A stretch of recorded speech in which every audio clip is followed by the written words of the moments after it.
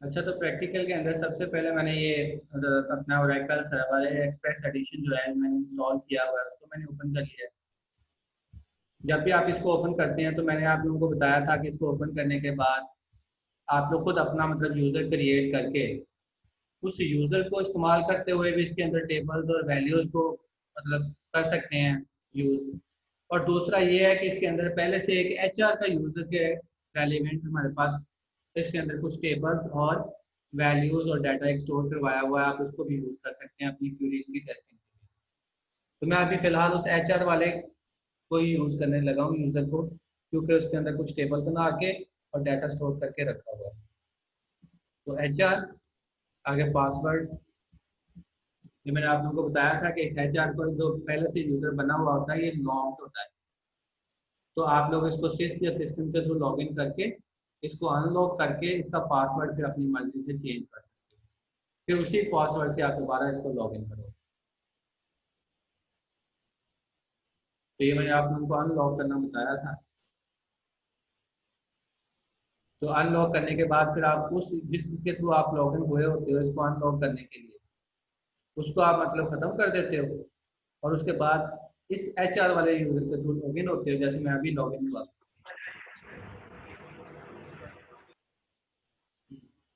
ये कुछ पूछना था?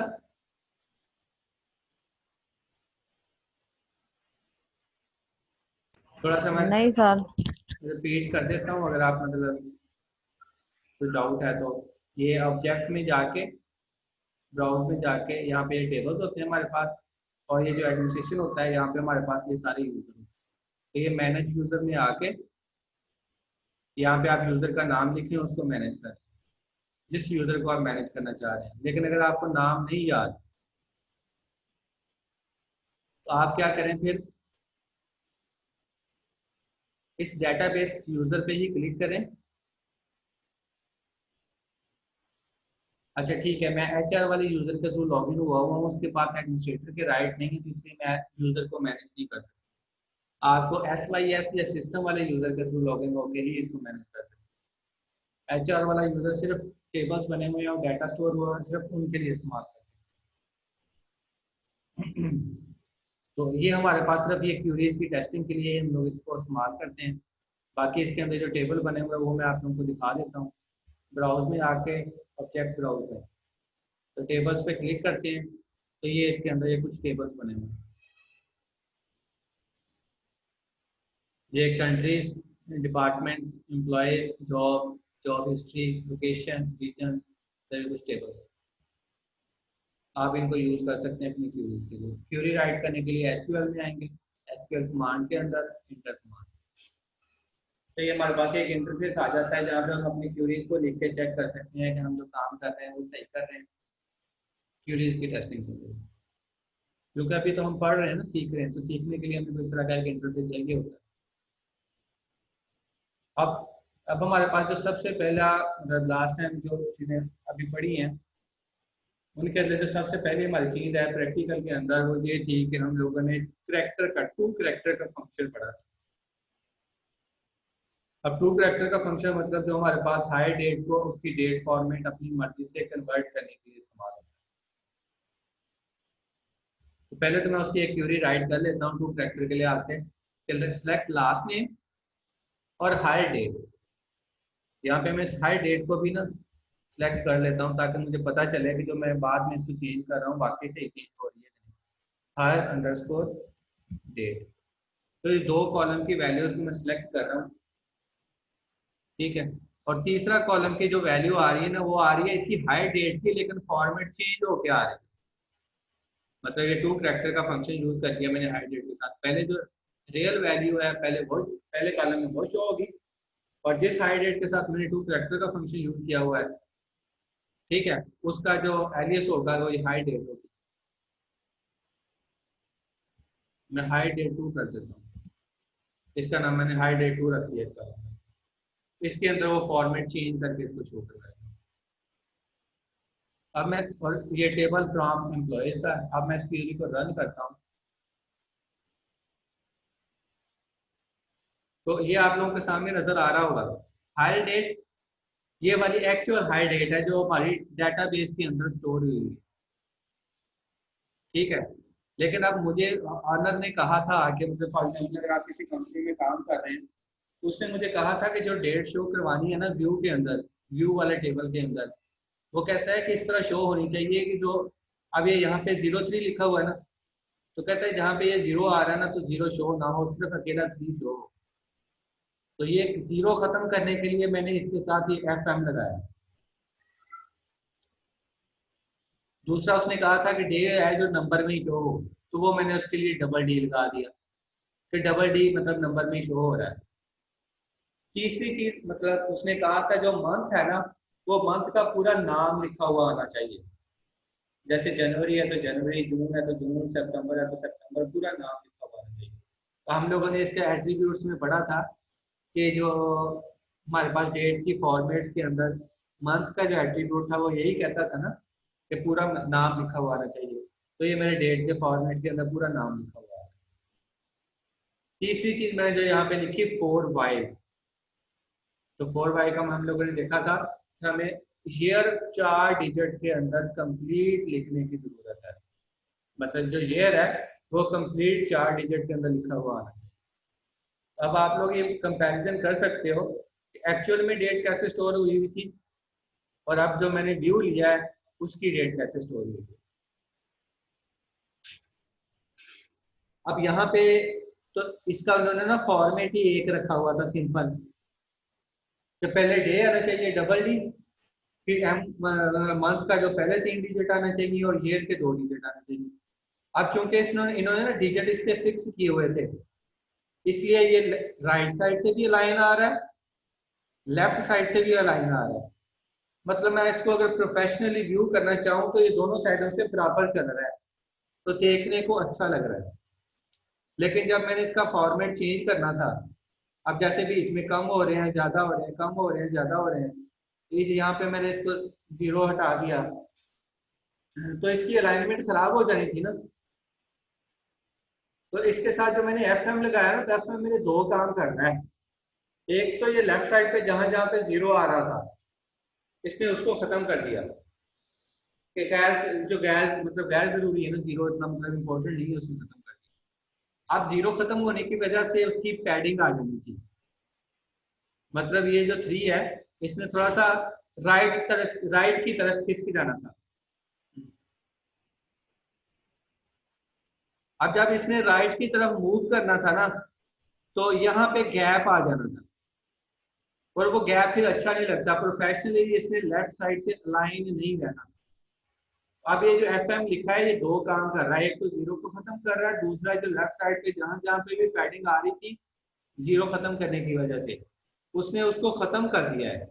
अब ये जो 3 है ये ऊपर वाली वैल्यू के साथ अलाइन हो गया, ये जो 5 है ये भी अलाइन हो गया। तो एफ एम का जो काम है वो जीरो को भी खत्म करना है, और ये जो यहाँ पे पैडिंग होती है वो पैडिंग को भी खत्म करना है, ताकि लेफ्ट साइड से तमाम वैल्यूज अलाइन रहें। तो जब वैल्यू बड़ी छोटी होती है तो हम उसको किसी एक साइड से अलाइन कर सकते हैं, दोनों साइड से तो नहीं कर सकते। तो इसलिए हम लोगों ने इसको लेफ्ट अलाइन कर लिया। मतलब एफ एम के दो काम हो गए, एक जीरो खत्म करना और दूसरा लेफ्ट अलाइन करना। ये तो टू करेक्टर का हमारे पास फंक्शन था कि जिसको हम लोग अपनी डेट की फॉर्मेट को चेंज करके अगर शो करवाना चाहते हैं तो हम लोग उसके लिए इस्तेमाल कर सकते हैं।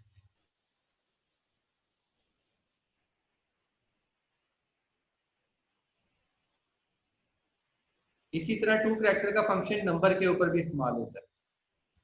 ये तो हो गया ना टू करेक्टर का फंक्शन डेट के लिए।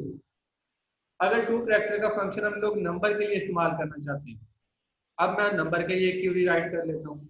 नंबर आप सैलरी वाले कॉलम के लिए होता है, तो मैंने सैलरी पे लगा दिया। तो एक तो मैं सैलरी का ओरिजिनल कॉलम भी शो करवा लेता हूँ, सिलेक्ट SALARY सैलरी, और दूसरा कॉलम में शो करवा देता हूँ वो जो मैं फॉर्मेट कन्वर्ट करके उसकी टाइप को कन्वर्ट करके खुद अपनी मर्जी से शो करवाना चाहता हूँ, दूसरा वो है। तो ये इसका एलियस है, इसके साथ मैं टू लगा देता हूँ क्योंकि मैं इसका ओरिजिनल कॉलम भी शो कर रहा हूँ और एक टू करेक्टर का फंक्शन यूज करते हुए उसकी टाइप को चेंज करके मैं शो करवा रहा हूँ। किस टेबल से सिलेक्ट करेगा? एम्प्लॉय वाले टेबल से। वेयर लास्ट नेम क्या होगा उसका, ये वाला। तो मैं ये सैलरी के साथ लास्ट नेम भी शो, रिजल्ट के अंदर लास्ट नेम भी दे देता हूँ, लास्ट अंडरस्कोर नेम कॉलम। तो मतलब इसके 3 कॉलम हमारे पास रिजल्ट के अंदर शो होंगे, एक लास्ट नेम का, दूसरा सैलरी जो ओरिजिनल टेबल के अंदर स्टोर हुई हुई है वो, और एक टू कैरेक्टर का फंक्शन यूज करके मैं उसका फॉर्मेट चेंज करके शो करवाना चाह रहा हूँ, वो वाला फॉर्मेट, ताकि आप लोगों को दोनों चीजों में वाजिब फर्क नजर आ सके। अब मैंने इसको रन किया, अब लास्ट नेम, ये जो अंश था ये सिर्फ एक ही था, उसने उसी की सैलरी शो करवाई। अब यहाँ पे जो टेबल में स्टोर हुई थी वो सिर्फ एक नंबर फॉर्मेट में शो हुई, मतलब 6000।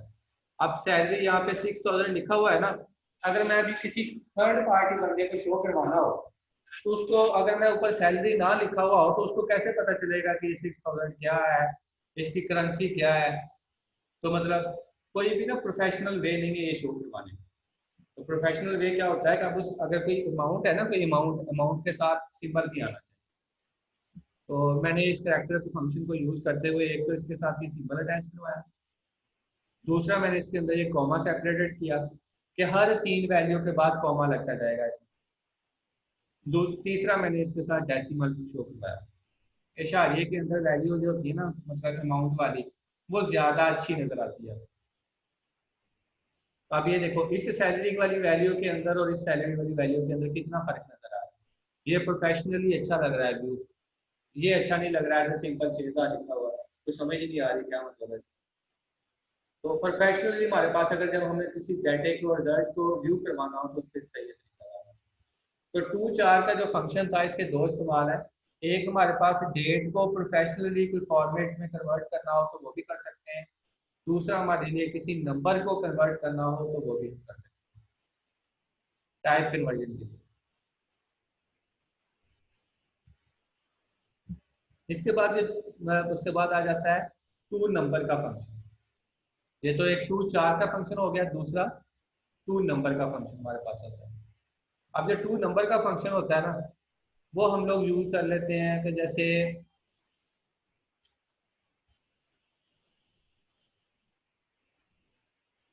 जैसे कि मतलब करैक्टर वगैरह का और एज ए नंबर के तौर पर शो करवाना हो तो हम उसके लिए इसको इस्तेमाल करते हैं।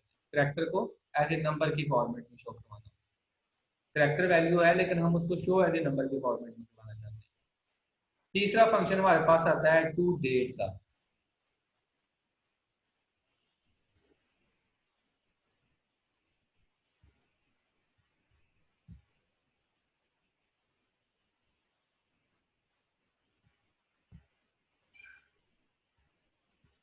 तो टू डेट का फंक्शन होता है, ये हम लोग अमूमन वेयर क्लास के अंदर यूज करते होते हैं।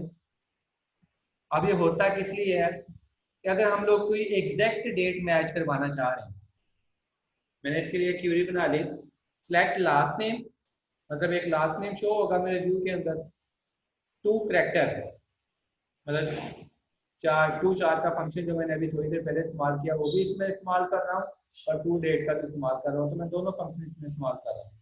तो आप लोग कर सकते हैं, इसमें कोई इशू नहीं है। टू चार हाई डेट, मतलब हाई डेट कहता है मेरे पास इस फॉर्मेट के अंदर शो होनी चाहिए। मैं इसका ओरिजिनल फॉर्मेट भी शो करवा लेता हूँ,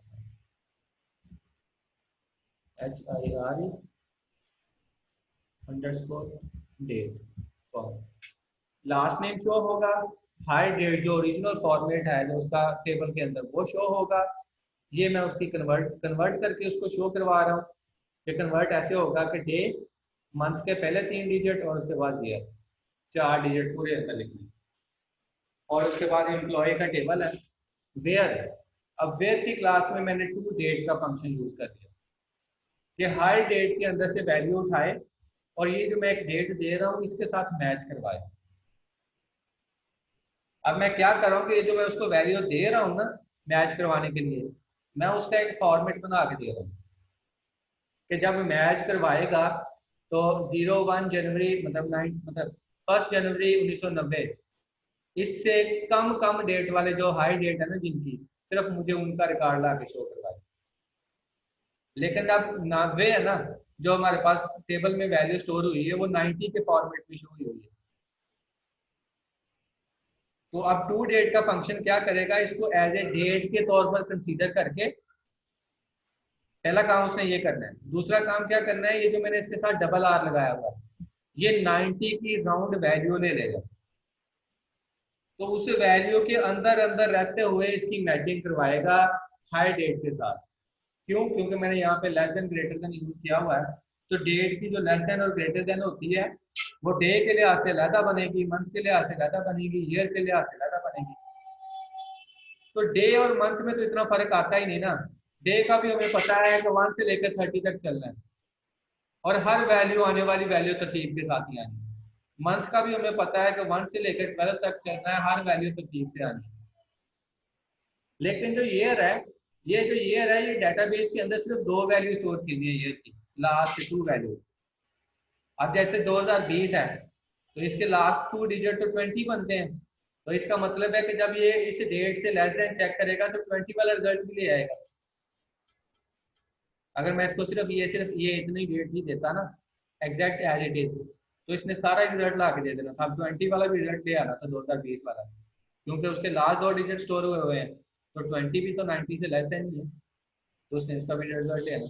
तो मैंने क्या किया कि इसको डेट फॉर्मेट के अंदर ऐसे कन्वर्ट करके, इसकी टाइप को डेट में कन्वर्ट करके इसको एक फॉर्मेट दे दिया ये वाला।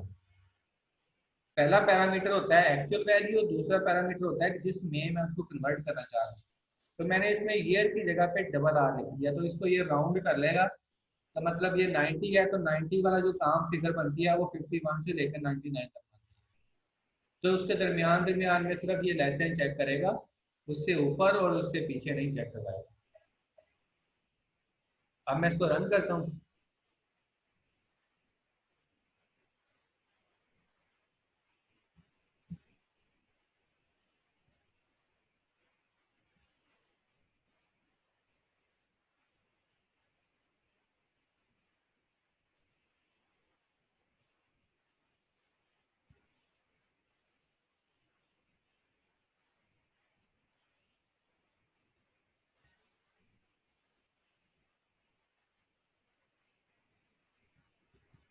कहीं कोई सिंटैक्स एरर आ रहा है?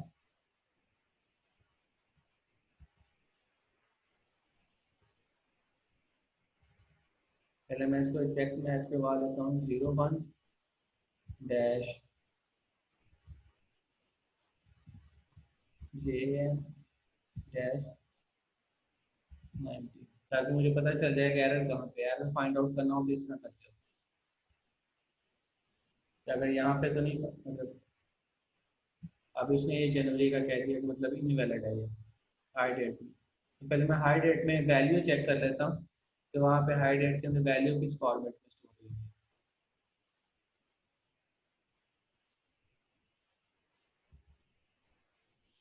इसी फॉर्मेट में, लेकिन जनवरी JN लिखा हुआ है।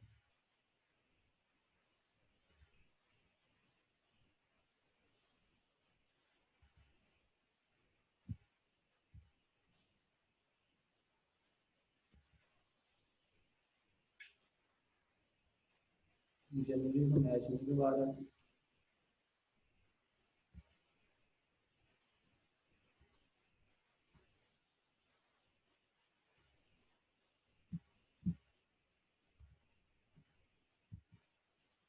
यही मसला होता है डेट के अंदर कि हमारे को एग्जैक्ट फॉर्मेटिंग नहीं ना मिलती, तो वो मसला कर देता है।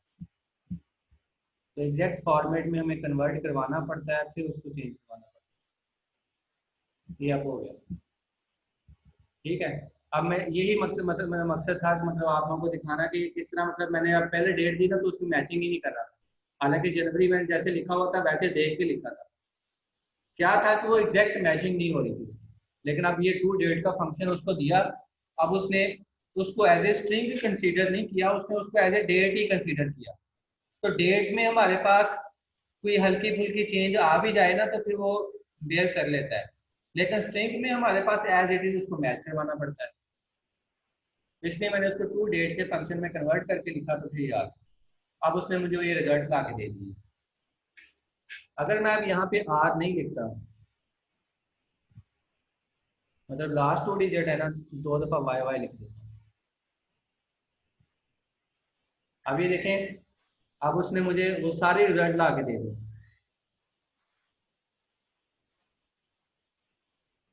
अब ये 90, मैंने इसको कहा था कि 90 से नीचे नीचे वाले रिजल्ट लेके आने, ये इसने 91 वाला रिजल्ट भी ले आया, 93 वाला भी ले आया,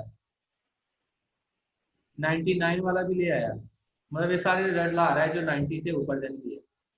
अब वो क्या कर रहा है, तो डेट को जस्ट देख रहा है कि उसको जो भी डेट यहाँ से मतलब लेस देन मिल रही है वो उठा के देता है। आर आर का लिखने का क्या मकसद हुआ था कि उसको राउंड करवा के वो उसके साथ मैच करवाएगा ताकि उसकी वैल्यू उससे ज्यादा ना हो। अब उसने उसको 2 डिजिट में कन्वर्ट करके राउंड करके फिर उसके साथ मैच करवाया, तो ये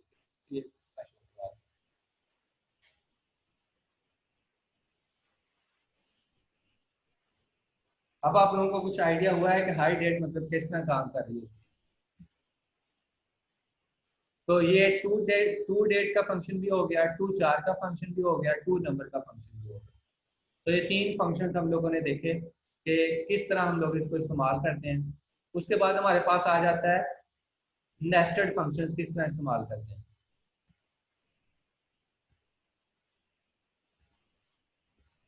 तो नेस्टेड फंक्शन के लिए अपर केस वाला फंक्शन यूज किया है, कंकैटिनेशन वाला किया है और सब स्ट्रिंग वाला किया है।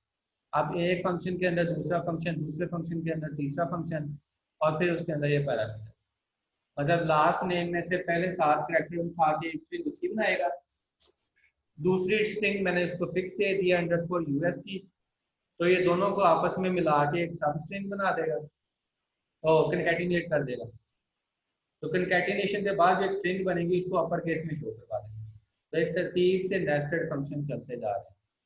अब मैं इसको रन करवाऊंगा, तो ये उसने पहले लास्ट नेम के जो पहले वर्ड कितने वर्ड थे, HUNOLD, ठीक है, तो उसने वो पूरा नाम ही उठा लिया क्योंकि वो 7 से कम ही था।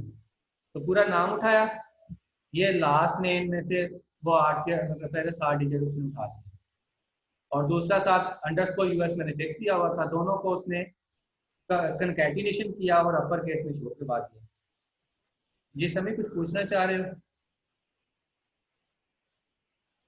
सर ये 3 फंक्शन है सर, अगर इनको अलग-अलग करना है हमें कैसे पता चलेगा कि पहला कौन सा फंक्शन लगाना है फिर कौन सा फंक्शन लगाना है? अब ये डिपेंड करता होता है कि जैसे एक ये बनानी है ना मैंने, अब ये वाला काम करते होते हैं हम अमूमन, जैसे आप लोग की रजिस्ट्रेशन आईडी बनती है, तो मैंने एक रजिस्ट्रेशन आईडी वाला कॉलम बनाना है, या मैं ऐसा बनाना चाहता हूँ कि मैं चेक करना चाहता हूँ कौन से एम्प्लॉय का किस कंट्री के साथ ताल्लुक है, तो मैं उसके नाम के साथ उस कंट्री का शॉर्ट एब्रीविएशन लगाना चाहता हूँ। इस तरह के कामों के लिए ये काम करते होते हैं। मैं अपर का खत्म कर देता हूँ, अपर केस को नहीं शो करवाता। ये तो हमारी मर्जी होती है ना कि जिस तरह आपको रिक्वायरमेंट है आपके ओनर की, आप उस तरह क्यों नहीं राइट करें। अब मैंने क्या किया, इसमें से एक काम खत्म कर दिया, एलिमिनेट कर दिया कि अपर केस में शो ना हो, जैसे भी है वैसे ही शो हो जाए। अब मैं इसको रन करूंगा, अब ये जैसे था वैसे ही शो हो गया, अपर केस खत्म हो गया। और ये सर 1 8 का क्या मतलब है लास्ट नेम के साथ? ये सब स्ट्रिंग का फंक्शन आप लोगों ने पढ़ा था कि किसी स्ट्रिंग में से आगे मजीद आगे छोटी स्ट्रिंग निकालनी हो तो उसके लिए सब स्ट्रिंग का फंक्शन होता है। अब ये सब स्ट्रिंग का फंक्शन क्या कर रहा है कि लास्ट नेम में से पहले 7 डिजिट को उठा के एक स्ट्रिंग बना रहा है।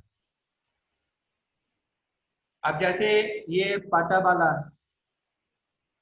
इसके अब एंड पे जो ए है ना वो 8वें डिजिट से एक्सीड कर गया है, तो उसने इसके पहले 7 डिजिट उठाए हैं, 8वां डिजिट नहीं उठाया, यानी कि ये देखो उसने ए खत्म कर दिया। तो उसने पहले 7 डिजिट उस नाम के उठाए हैं, अंडरस्कोर यूएस मैंने इसको जो साथ दिया होता वो लगा दिया। तो ये कंकैटिनेशन का फंक्शन है। कंकैटिनेशन के फंक्शन के अंदर 2 पैरामीटर है, एक ये सब स्ट्रिंग वाला, दूसरा एज ए फिक्स मैंने एक वैल्यू दी हुई है। तो नेस्टेड फंक्शन यही होते हैं ना कि फंक्शन के अंदर पैरामीटर की जगह पे कोई और फंक्शन आ जाना। तो मैंने पहले पैरामीटर की जगह पे एक सब स्ट्रिंग वाला फंक्शन दे दिया कि पहला पैरामीटर अब कहाँ से बन रहा है, लास्ट नेम वाले कॉलम में से उसकी पहली 7 वैल्यू को उठा के एक स्ट्रिंग बना रहा है। अब मैं यहाँ पे अगर चेंज कर देता हूँ 4, 8 की जगह पे 4 कर देता हूँ, तो लास्ट नेम के पहले 4 डिजिट उठाएगा, उसने HUNO मतलब लास्ट नेम के पहले 4 डिजिट उठाए और उसके साथ कंकैटिनेशन कर दी _US। क्योंकि हमारी मर्जी होती है कि हम एक और वैल्यू बनाना चाह रहे हैं, वो वैल्यू हमने किस किस कॉलम को मिला के या किस किस वर्ड को मिला के आपस में बनानी है। उसके लिए हम ये कंकैटिनेशन और सब स्ट्रिंग, स्ट्रिंग में से स्ट्रिंग निकालना, कंकैटिनेशन एक से ज्यादा स्ट्रिंग को कंबाइन करके शो करवाना, तो वो हमारी मर्जी होती है कि हम जिस तरह मर्जी कर लें। आप लोगों को ये तमाम तरीके पता होने चाहिए। बाकी जो आपको कैसे पता चलेगा कि हमने ऐसे शो करवाना है, वो आपका ऑनर आपको बताएगा। तो मुझे रिजल्ट इस फॉर्मेट के अंदर चाहिए, तो आपको ये सारे तरीके पता होंगे तो आप उसको फॉर्मेट के मुताबिक क्वेरी बना सकोगे। ये एडमिनिस्ट्रेटर के काम ही होते हैं सारे। एडमिनिस्ट्रेटर का काम सिर्फ यही नहीं कि डाटाबेस जो सॉफ्टवेयर चल रहा है सिर्फ उसी को मैनेज करना है, इस तरह की क्वेरीज बनाना भी एडमिनिस्ट्रेटर का काम ही होता है। बाकी असिस्टेंट ने तो पकड़ के उसको लगाना होता है बस, कि ऑनर के मुताबिक उसको डाटा रिक्वायर्ड जो भी है उसी फॉर्मेट में डाटाबेस के अंदर से निकाल के देना उसको। डाटा की मैनेजमेंट यही है ना कि जैसे भी स्टोर हुआ है, लेकिन आपने उसको अपने लिहाज से रिट्रीव करना है कि जैसे आपको चाहिए।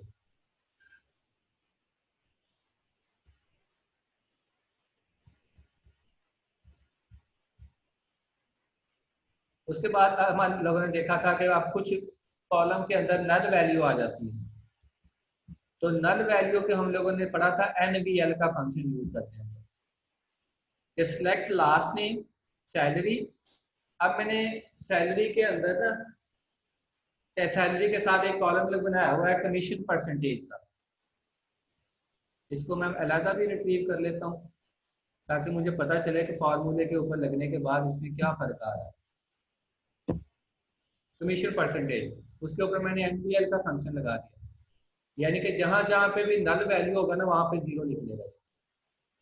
तो ये नल वैल्यू का फंक्शन होता है कि अगर कोई डाटाबेस में नल वैल्यू स्टोर होगी हुई है तो अगर उसको आप खत्म करना चाहते हैं तो आप उस नल वैल्यू की जगह पे कोई फिक्स वैल्यू स्टोर करवा सकते हैं, 0 करवा सकते हैं, 1 करवा सकते हैं। ये आप लोगों ने अपने फार्मूले के हिसाब से करना होता है।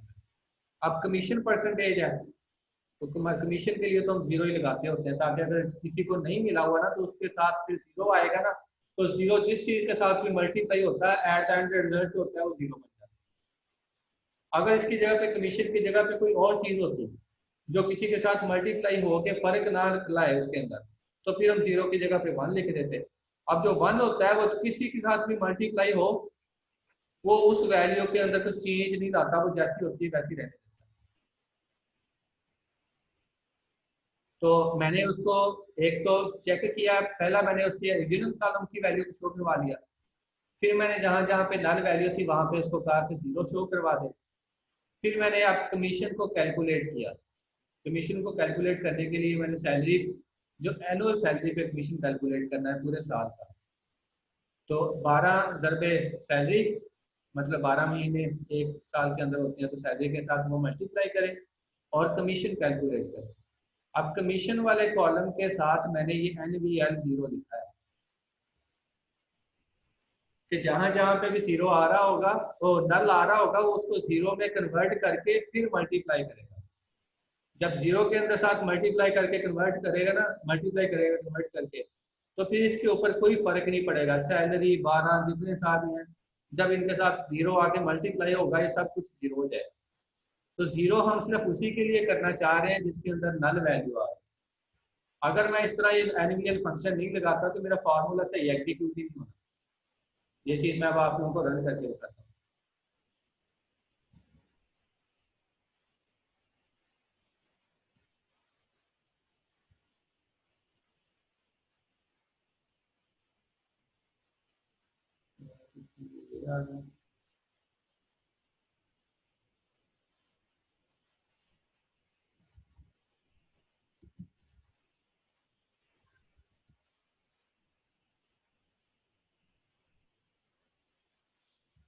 ये जो एलियस था वो मैंने स्पेस डाल के लगाया हुआ था, तो पीछे साथ एक्सप्रेशन आ रही है, तो एक्सप्रेशन में भी स्पेस आ रही थी इसलिए उसको समझ नहीं आ रही थी, इसलिए मुझे एज का कीवर्ड लिखना पड़ा था।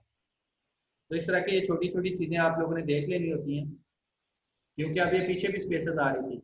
तो बार बार स्पेस आने की वजह से वो इस वाली स्पेस को समझ ही नहीं पा रहा। ऐसी सिचुएशन में फिर हमें ये एज का कीवर्ड लिखना पड़ता है दिस लगाने के लिए, क्योंकि ये जो एग्जाल था ये एलियस है मेरा इस कॉलम का। तो ये देखो ये इस कॉलम के अंदर सारी वैल्यू नल आ रही है, तो मुझे ये एनवीएल फंक्शन लगाने का क्या फायदा हुआ कि जहां जहां पे नल आ रही थी उसमें सारी जगह पे जीरो लगा दिया।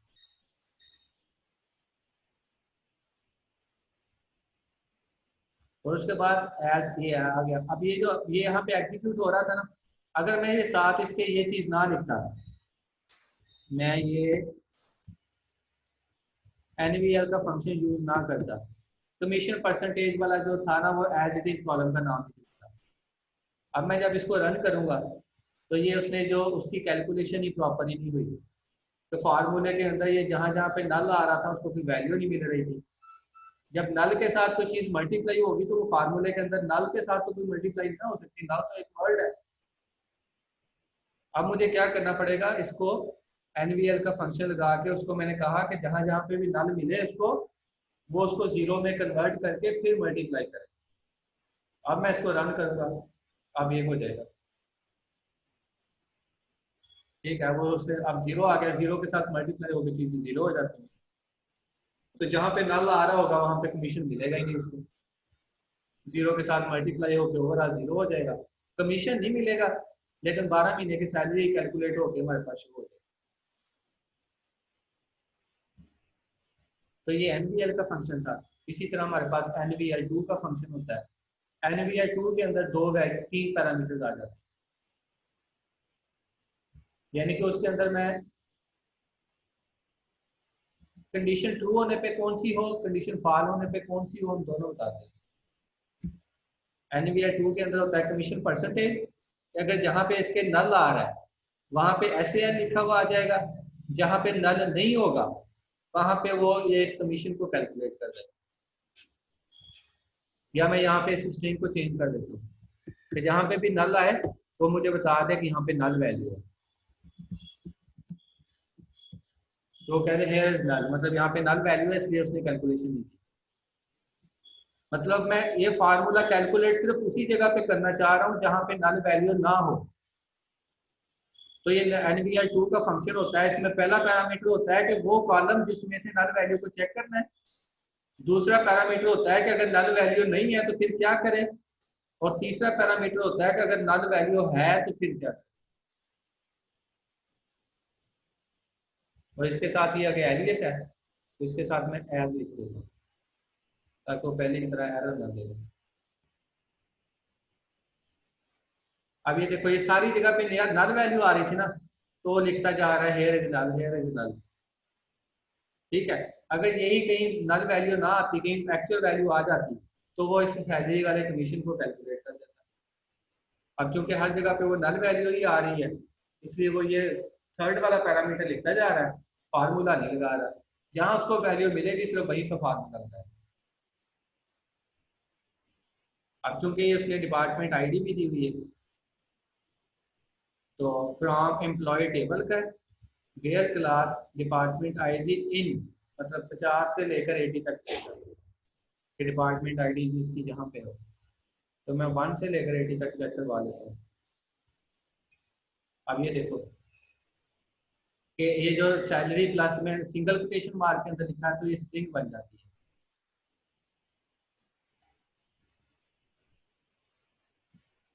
मैं यहाँ पे क्या करता हूँ, SALARY सैलरी जो है वो और मल्टीप्लाई हो जाए 12 के साथ।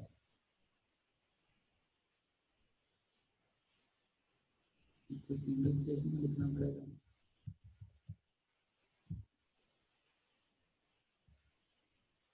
ये देखो उसने पहला पैरामीटर लिख दिया, जहाँ पे मेरे पास कमीशन में कोई ना कोई वैल्यू आ रही थी वो पहली चीज पहला काम करता जा रहा था, और जहाँ पे नहीं आई तो उसने दूसरी वैल्यू को शो करवा। तो ये होता है कि उस जगह पे स्टोर करवा देना। नल वैल्यू क्या करती है कि जहाँ पे सिर्फ नल होता है उसी जगह पे वैल्यू को एंटर करती है।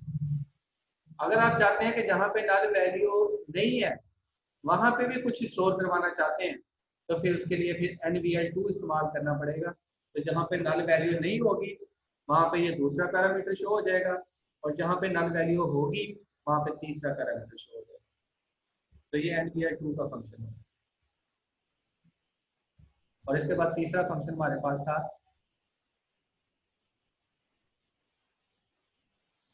नल इफ का।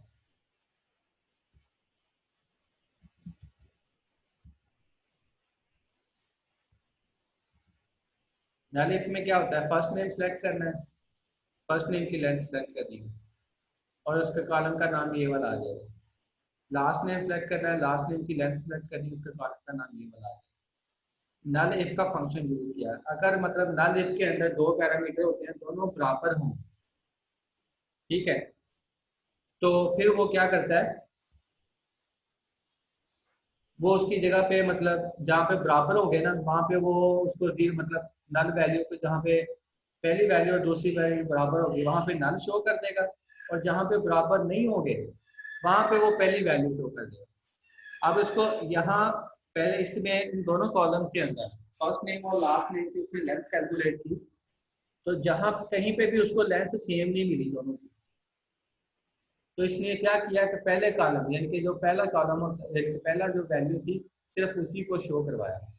अगर उसको यहाँ पे कहीं सेम मिल जाती तो वो वहाँ पे नल लिख देता। तो ये नल इफ का फंक्शन होता है कि दो वैल्यूज को आपस में चेक करवाना है। अगर सेम आ रही है तो नल लिख दे, अगर नहीं आ रही तो उसकी जगह पे वो पहली वैल्यू रख सकता है। उसके बाद वो कॉल्स का फंक्शन है, कॉल्स SCE।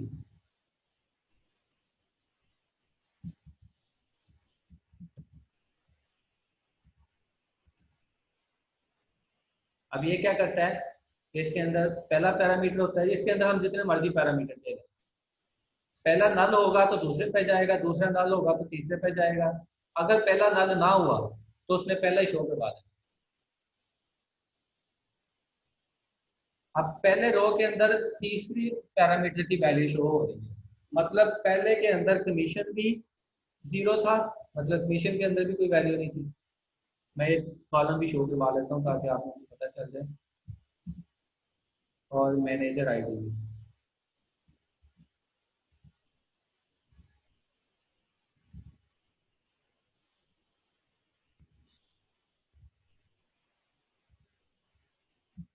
ये देखें कमीशन परसेंटेज भी इसमें नहीं था, मैनेजर आईडी भी नहीं थी। तो कॉल एससी का फंक्शन क्या करता है कि जब तक उसको पैरामीटर में नल वैल्यू मिलती रहती है ना, वो आगे से आगे वैल्यू को चेक करता है। अब पहले के अंदर भी नल थी, दूसरे के अंदर भी नल थी, वो तीसरा तीसरा तो मैंने वैसे ही फिक्स किया हुआ था, उसने तीसरा शो करवा दिया। दूसरी रो के अंदर पहली नल थी तो वो दूसरे पे गया, ठीक है, और उसने दूसरे शो करवा दिया। आगे अब पहली सारी नल चल रही है, दूसरा आ रहा है तो दूसरे शो करवाता जा रहा है, तीसरे पे जा ही नहीं रहा। अगर यहाँ पे उसको पहली वैल्यू मिल जाती तो वो पहली शो करवा जाता है, फिर दूसरे पे भी ना जाता। तो ये कॉल का फंक्शन यही होता है कि हम इसमें तमाम कॉलम के नाम दे देते हैं इसको, तो इसको चेक करता जाता है, इसको जहाँ पे भी वो नल वैल्यू मिलती है सिर्फ उसको वो छोड़ता जाता है, जिसको जहाँ पे नल वैल्यू जब तक उसको नहीं मिलेगी तब तक वो उसको आगे से आगे मूव चेक करता रहेगा, और जैसे ही उसको कोई वैल्यू मिली उसने उसी को प्रिंट करवा देना। तो हमें पता चल जाता है कि यहाँ तक जितनी भी वैल्यूज आ रही थी वो सारी नल थी, अब जो वैल्यू आई है वो नल नहीं है। तो ये तो था कॉल्स एससी का फंक्शन कि जिसमें हम लोग मल्टीपल पैरामीटर्स दे सकते हैं, तो जितने भी दिए होंगे वो सब कुछ चेक करेगा जब तक उसको नल वैल्यू मिलती रहेगी। उसके बाद हमारे पास वो जैसे हम लोग प्रोग्रामिंग के अंदर कंडीशंस नहीं लगाते, स्विच केस लगा के एक वैल्यू देते हैं, बाकियों को उसके साथ मैच करवाते जाते हैं केस के अंदर, स्विच के बाद केस लगाते जाते हैं, केस 1 केस 2 केस 3, और जौन सा केस भी मैच करता है वही वाली स्टेटमेंट एग्जीक्यूट होती है, बाकी स्किप हो जाती है। तो क्यूरीज के अंदर भी वैसे ही सिनेरियो आ जाता है, मतलब हम यहाँ पे भी वो उसी तरह का सिनेरियो बना सकते हैं। तो उसके लिए ये केस की एक्सप्रेशन बनती है। केस का मतलब होता है यहाँ से स्टार्ट हो रहा है, और ये एंड का मतलब होता है कि यहाँ पे ये एंड हो रही है।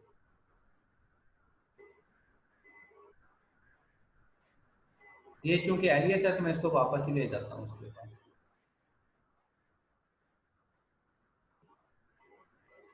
तो एंड का मतलब एंड होता है, यानी कि ये वाला एंड।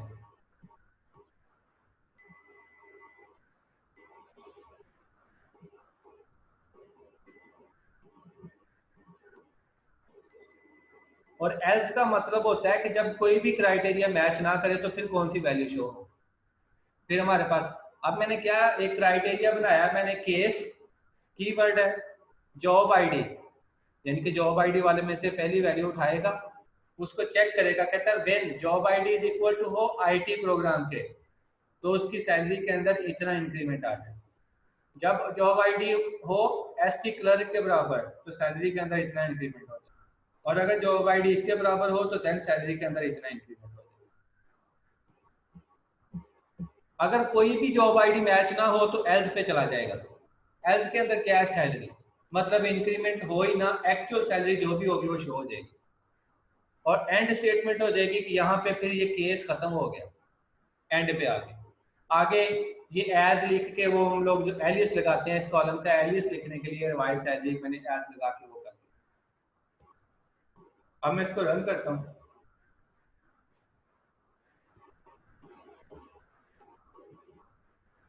अब आप लोगों को ये नजर आ रहा होगा यहाँ पे, ये देखें जॉब आईडी उसने जहां जहां पे भी पहले मैंने क्या किया था, आईटी प्रोग्राम, एसटी क्लर्क और एससीडीपी, ये आईटी प्रोग्राम, तो जहां पे आईटी प्रोग्राम था उसने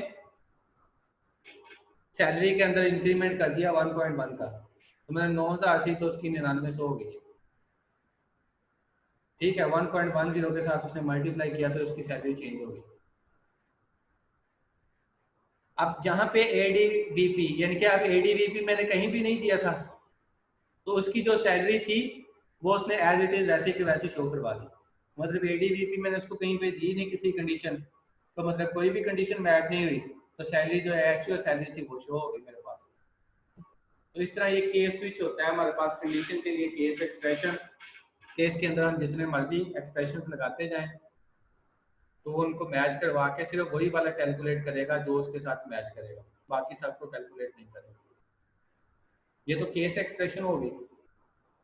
केस के साथ ही एक डी कोड की फॉर्म भी होती है कि ये जो मैं बीच में लिखा हुआ ना व्हेन, देन, एल्स, ये चीजें मुझे लिखने की जरूरत नहीं पड़ती फिर उसके अंदर, काम उसके अंदर भी कुछ ऐसा ही हो रहा होता है। मतलब जॉब आईडी को लेगा, उसको मैच करवाएगा, अगर है तो पहले वाला काम हो जाएगा, नहीं है तो दूसरे वाला हो जाएगा। वही चीज उसने की है। ठीक है, मतलब जॉब आईडी उठाई, उसको चेक किया, तीनों में से कोई मैच कर रहा है, जो भी मैच करेगा वही वाला फार्मूला एग्जीक्यूट होगा। अगर कोई भी मैच नहीं करेगा तो लास्ट स्टेटमेंट होगी। अब इसमें वो व्हेन, देन, एंड, ये क्यूरीज लिखने की मुझे जरूरत नहीं पड़ी, वो कीवर्ड के बगैर ही मेरा काम हो गया। तो ये थी मतलब डी कोड की। तो ये हम लोग इस तरह की एक्सप्रेशंस यूज कर लेते हैं। इसके लिए मैं एक और भी आप लोगों को रन करके दिखा देता हूँ कि अगर मल्टीपल वैल्यूज हो तो फिर कैसे करें। ये टैक्स कैलकुलेट करने के लिए कि किसका कितना टैक्स बनता है। इसकी अब 14,000 सैलरी थी तो इसका 45 रुपये टैक्स बना है।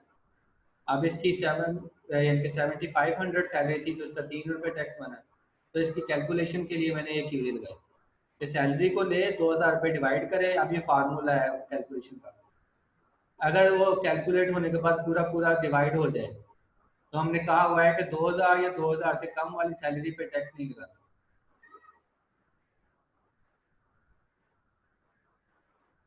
और इसकी तरफ फिर वो जो चेक करेगा, अगर 00 आ गया तो मतलब 0 टैक्स आ जाएगा, 1 आ जाएगा तो 2 1 टैक्स आ जाएगा, 2 आएगा तो मतलब 20.20% टैक्स हो जाएगा। तो इस तरह मतलब टैक्स की वो कैलकुलेशन का एक क्राइटेरिया बनाया हुआ है कि जो वैल्यू आएगी उसी के मुताबिक उसका रिजल्ट आ जाएगा।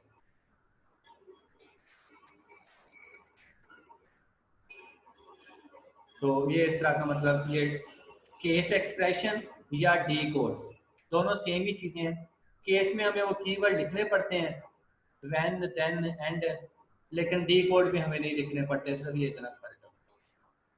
तो यहाँ पे हमारा आज का काम एंड हो गया। अब यहाँ तक आप लोगों को कोई क्यूरी या कोई क्वेश्चन है तो आप लोग पूछ सकते हो। सर ये